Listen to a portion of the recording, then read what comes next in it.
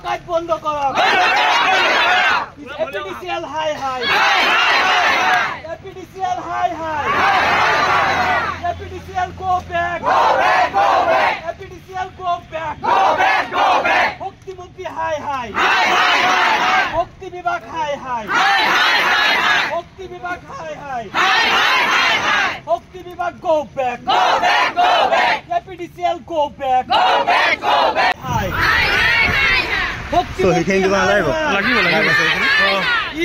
তাতে দিব নালাগে বাইদেউ চৰিখিনি দিব নালাগে স্মাৰক পত্ৰ দিলেই হ'ব স্মাৰক পত্ৰটো দিলেই হ'ব বাইদেউ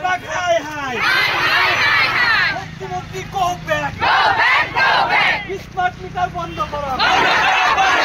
পুৰোনো মিটাৰ আমাক ঘুৰাই দিও আজি বহুত দিন ধৰি এই স্মাৰ্ট মিটাৰটো লগোৱা আজি প্ৰায় আপোনাৰ 27 দিন হ'ল আগত 4 মাহৰ ইলেক্ট্ৰিচিটি বিল আহিছিলে আপোনাৰ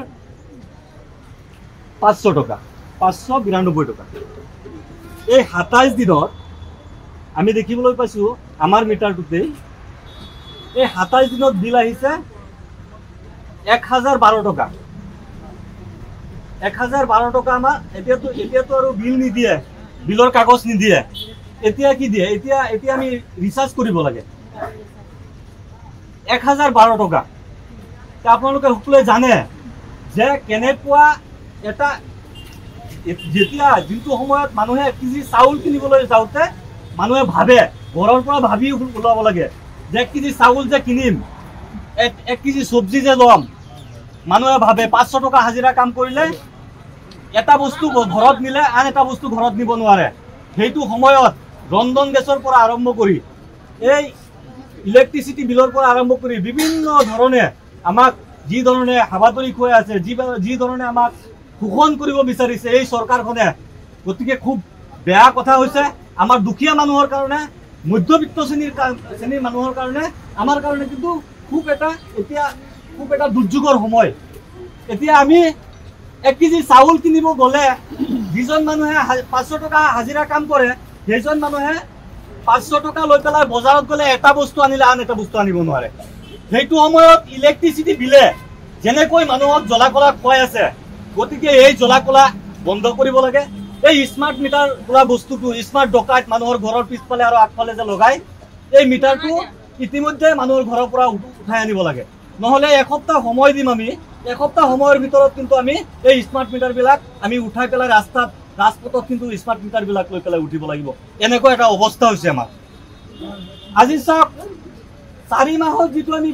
বিল আমাৰ বিল আহিছিলে এই 500 টকা সেইটো 27 দিনত বিল আহিছে আমাৰ 1012 টকা আপোনালোকে চাওক কেনেকৈ আমাক শোষণ কৰি আছে কেনেকৈ শোষণ কৰিব বিচাৰিছে আৰু ইমান আন্দোলন হৈ আছে ইমান আৰু আন্দোলন হোৱাৰ পিছতো কিন্তু চৰকাৰী পক্ষই কিন্তু এই কথাটো মানি লোৱা নাই এই এপিডিসিএলৰ মানুহখিনিয়ে কিন্তু মানি লোৱা নাই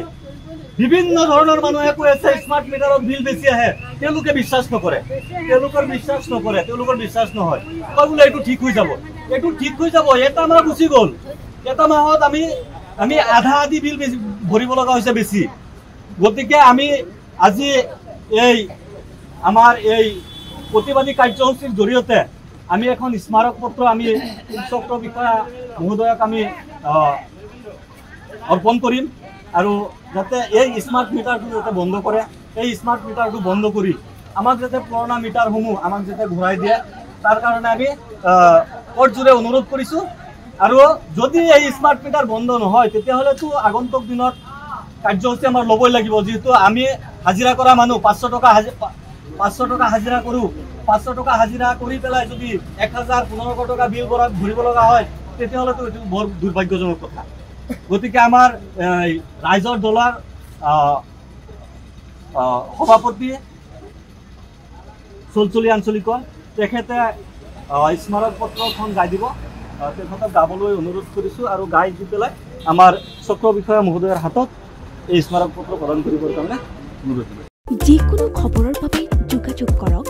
7090173330 অথবা 7099017990 নম্বৰত